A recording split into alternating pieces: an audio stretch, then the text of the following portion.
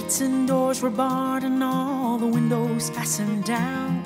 I spent the night in sleeplessness and rose at every sound, half in hopeless sorrow and half in fear the day would find the soldiers breaking through to drag us all away.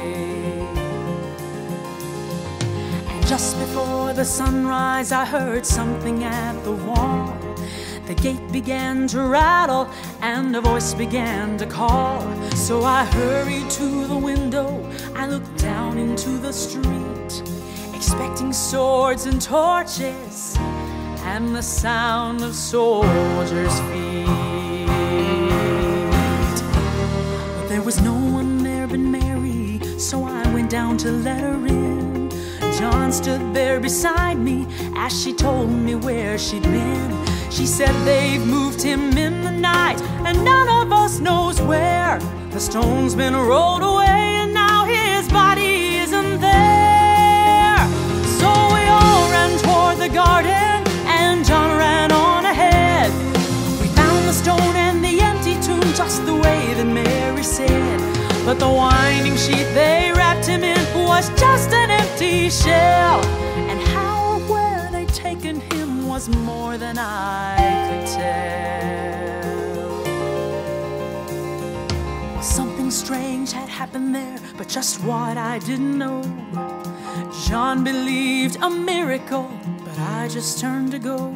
Circumstance and speculation couldn't lift me very high, 'cause I'd seen them crucify him and I saw him die.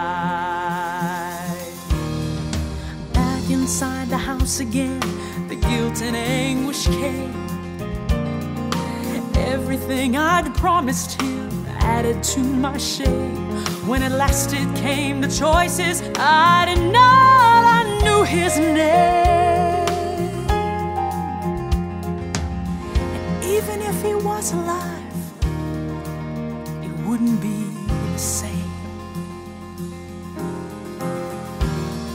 But suddenly the air was filled with a strange and sweet perfume. Light that came from everywhere drove shadows from the room. And Jesus stood before me with his arms held open wide. And I fell down on my knees and I just clung to him and cried. But then he raised me to my feet, and as I looked into his eyes, love was shining out from him like sunlight from the skies.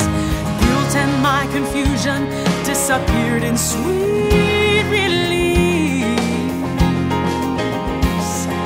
and every fear I'd